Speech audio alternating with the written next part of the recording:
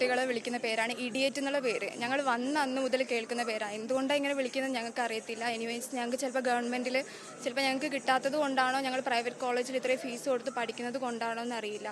ഞങ്ങൾ ഇത്രയും കഷ്ടപ്പെട്ടിട്ടാണ് ഇവിടെ പഠിക്കുന്നത്. ഇപ്പോൾ ഞങ്ങൾ 2-3 കൊല്ലം നീറ്റ് റിപ്പീറ്റ് ചെയ്ത കുറേ പേരുണ്ട് ക്ലാസ്സിൽ.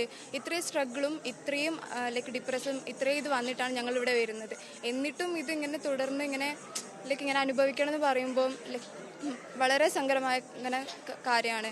പിന്നെ ഞങ്ങൾക്കിപ്പോൾ 2 ആവശ്യമാണ് വേണ്ടത്. ഒന്ന്, നിധിരാജിന് നീതി വേണം, ഇങ്ങനെ കുറ്റം ചെയ്ത ആൾക്കാർ ശിക്ഷിക്കപ്പെടണം. രണ്ടാമത് വേണ്ടത് ഞങ്ങൾ തുടർ പഠനം ഇവിടെ സുരക്ഷിതമായിരിക്കണം. ഈ 2 കാര്യങ്ങളാണ് ഞങ്ങൾക്ക് വേണ്ടത്. പിന്നെ അന്ന് ആർച്ച പറഞ്ഞ കാര്യങ്ങളൊക്കെ ഇവിടെയുള്ള എല്ലാവർക്കും അറിയാം. 100% സത്യസന്ധമായ കാര്യങ്ങളാണ് ആർച്ച പറഞ്ഞത്. അവനന്ന് ക്ലാസ്സിൽ നിന്ന് ഹറാസ്മെൻറ്റ് ചെയ്ത കാര്യവും അവനെ പുറത്ത് വന്ന കാര്യവും അവൻ ക്ലാസ്സിൽ നിന്ന് പുറത്ത് വന്നു. എന്നിട്ട് അവന് പ്രിൻസിപ്പളുടെ അടുത്ത് കൊണ്ടുപോകുമെന്ന് പറഞ്ഞിട്ടാണ് വന്നത്. എന്നിട്ട് സാർ എന്താ ചെയ്തത്? സാർ സ്റ്റാഫ് റൂമിലേക്കാണ് കൊണ്ടുപോയത്. അവൻ്റെ കൈയും കാലും ഓടിക്കുമെന്ന് പറഞ്ഞ കാര്യമൊക്കെ അവൻ ഞങ്ങളോട് പറഞ്ഞിട്ടുണ്ട്. 100% എല്ലാവരോടും പറഞ്ഞിട്ടുണ്ട് കാര്യങ്ങൾ.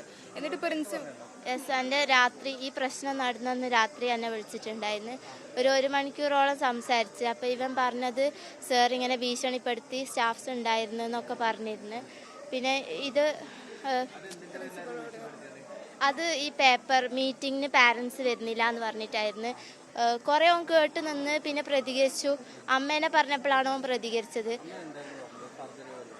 സർജറി ബന്ധപ്പെട്ടിട്ടുള്ള കാര്യം. സർജറി ചെയ്ത് അമ്മക്ക് വരാൻ പറ്റൂല എന്ന് പറഞ്ഞപ്പം അമ്മേനെ ബാഡായി പറയുന്ന രീതിക്ക് പറഞ്ഞു. അപ്പോഴാണ് അവൻ പ്രതികരിച്ചത്.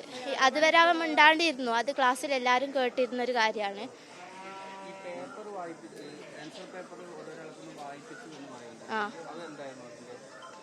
ഓരോ കുട്ടീനെ കൊണ്ട് വായിപ്പിച്ച് ഇൻസൾട്ട് ചെയ്തു. പേപ്പർ വലിച്ചെറിഞ്ഞ് പേപ്പർ ഇതാക്കി വലിച്ചെറിഞ്ഞ് ഇങ്ങനെ ഇൻസൾട്ട് ചെയ്തു. അവന് ക്ലാസ് കറക്റ്റായിട്ട് കിട്ടിയിട്ടില്ല. അപ്പോൾ അവന് എക്സാം കറക്റ്റായിട്ട് എഴുതാൻ പറ്റിയിട്ടില്ല. അപ്പോൾ അതൊക്കെ സാറിന് നന്നായിട്ട് അറിയാം. എന്നിട്ടും ക്ലാസ്സിൽ നിന്ന് അവൻ്റെ ക്വസ്റ്റ്യൻ പേപ്പർ എടുത്തിട്ട് വാന്ന് പറഞ്ഞു.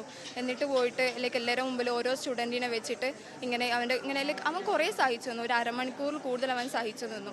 എന്നിട്ടാണ് അവൻ്റെ അമ്മേനെയും കൂടി പറഞ്ഞപ്പോൾ അവൻ റിയാക്ട് ചെയ്തത്. അവൻ പറഞ്ഞു, ഐ ഡോണ്ട് കെയർ, നിങ്ങൾ എന്ത് പറഞ്ഞാൽ എനിക്ക് പ്രശ്നമില്ല. അപ്പോൾ സാറിന് തിരിച്ച് പറഞ്ഞപ്പോൾ സാറിന് ഇത് ഓൾറെഡി സാറിൻ്റെ ഉള്ളിൽ പേഴ്സണൽ ക്രെഡിറ്റ് ആയിട്ട് ഉണ്ട് അവിടെ. അപ്പം സ്റ്റാഫ് റൂമിലേക്ക് പോയി അങ്ങനെ കൈയും കാലും ഓടിക്കുന്ന കാര്യമൊക്കെ ഞങ്ങളോട് പറഞ്ഞിട്ടുണ്ട്. എന്നിട്ട് ഇത് പ്രിൻസിപ്പൽ സാറിനോട് പറഞ്ഞത് കാര്യം ഞങ്ങളോട് പറഞ്ഞു. മാനേജ്മെന്റ് കൊടുത്തുള്ള കാര്യം ഇതിൽ അന്ന് രാത്രി എന്നോട് പറഞ്ഞിട്ടുണ്ട്. അതിന്റെ വോയിസ് റെക്കോർഡും പുറത്തിറങ്ങിയതാണ്. കംപ്ലൈന്റ് കൊടുത്തിട്ടുണ്ട് എന്നുള്ളത് സത്യമാണ്. പിന്നെന്താ അങ്ങനെ ഇല്ല ഒന്നും ഉണ്ടായിട്ടില്ല.